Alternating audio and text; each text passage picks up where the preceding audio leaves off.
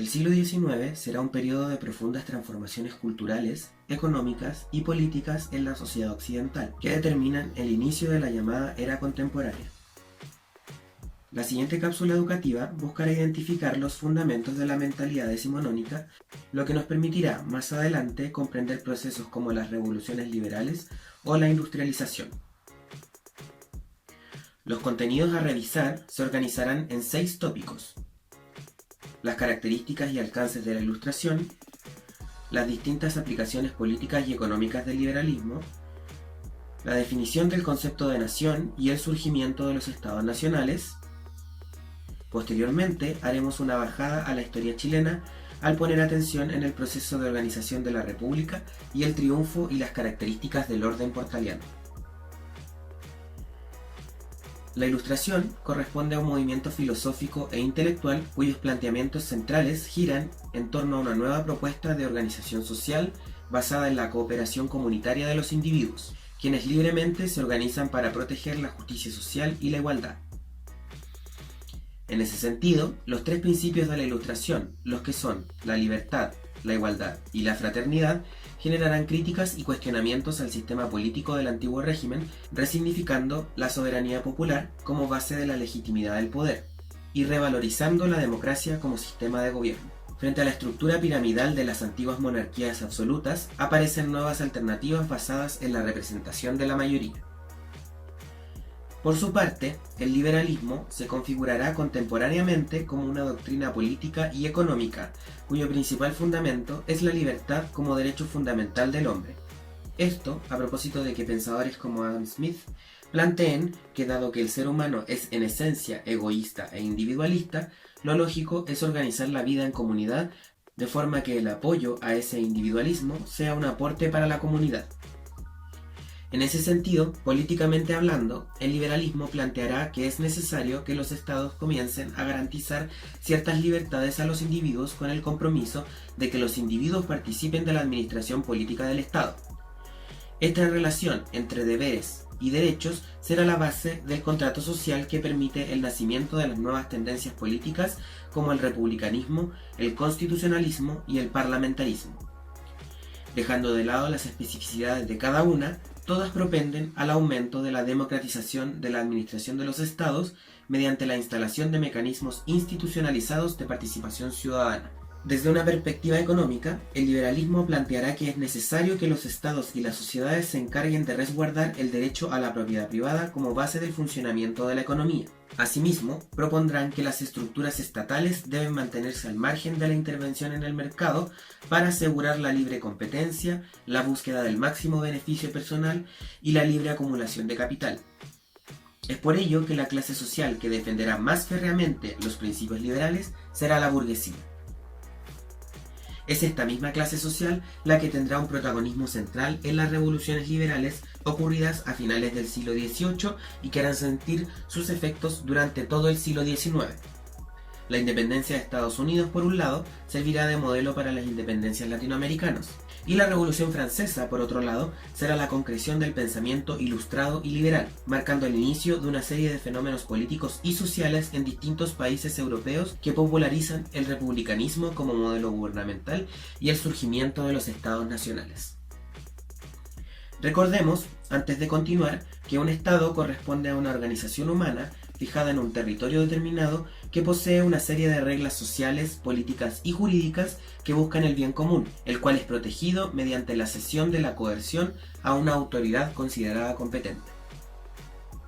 La nación, por otro lado, corresponde más bien a un sentimiento de pertenencia, de una comunidad que será definida por el estudioso Benedict Anderson como una comunidad imaginada.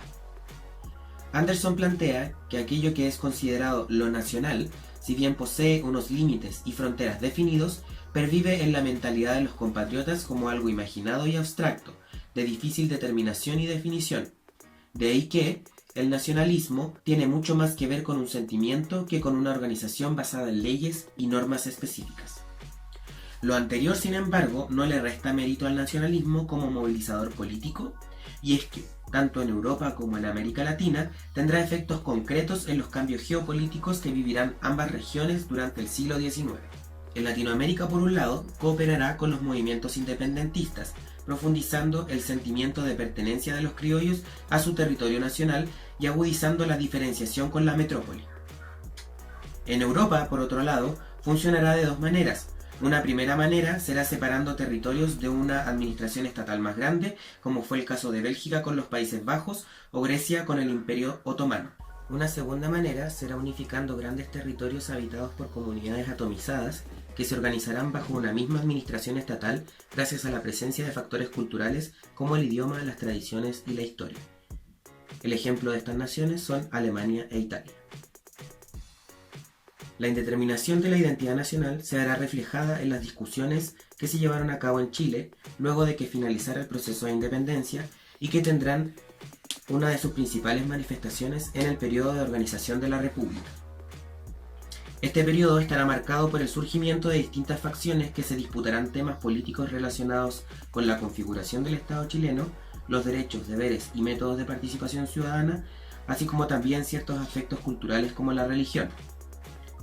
Si bien se muestran 5 facciones políticas distintas, estas se reunían en dos bandos más grandes. Por un lado, las 3 facciones de arriba representan al bando conservador, cuyos planteamientos eran la necesidad de que Chile se organizara bajo un Estado centralizado, autoritario y unificado, con participación política exclusiva mediante el voto censitario y el establecimiento de la religión católica como obligatoria. El bando liberal, por otro lado, representado en las 2 facciones de abajo, planteará la necesidad de organizar al país de manera federal, para asegurar la descentralización, así como políticas que otorgarán ciertas libertades como por ejemplo la libertad de culto y un acceso más indiscriminado al sufragio. Ambos bandos lograrán plasmar sus ideales en 3 ensayos constitucionales sucedidos entre los años 1823 y 1828. Será luego de esta fecha, a propósito de la estructuración bajo la Constitución Liberal de 1828, que estallará una guerra civil entre liberales y conservadores, la que finalizará en el año 1830, luego de que en la batalla de Lircay gane el bando conservador, dando inicio al periodo conocido como la República Conservadora, que comienza en 1831 con el mandato del presidente José Joaquín Prieto. Bajo el gobierno de Prieto, los políticos Mariano Egaña y Manuel José Gandaillas redactarán una nueva constitución que será promulgada el año 1833 y que se articula bajo los planteamientos del estanquero Diego Portales. Las principales características de la Constitución de 1833 fueron el establecimiento de una república autoritaria donde el presidente en particular y el poder ejecutivo en general contaban con amplias atribuciones políticas. Se determinó además una participación ciudadana exclusiva mediante el voto censitario que permitía votar solo a los hombres solteros mayores de 25 años o casados mayores de 21 y que supieran leer y escribir y que pudieran acreditar sueldo y propiedades. Finalmente, la Constitución determinó también que la religión católica era la oficial del Estado chileno, por lo tanto era obligatoria para todos sus ciudadanos. La instauración de la Constitución de 1833 dio inicio al llamado Orden Portaliano. En efecto, Diego Portales, en su amplio epistolario, dio a conocer que su visión para la administración del país debía considerar el hecho de que la mayoría de los habitantes de la nación no eran, como lo decía él, lo suficientemente virtuosos para participar de la vida política y administrativa del Estado. Por ello, creía necesario que se estableciera una república autoritaria con un aparato burocrático eficiente que garantizara el orden interno y la defensa de la seguridad nacional. Asimismo, Portales planteaba que el Estado debía adquirir un rol pedagógico para con los habitantes del país, de forma tal que los ciudadanos adquirieran dichas virtudes para eventualmente liberalizar la política.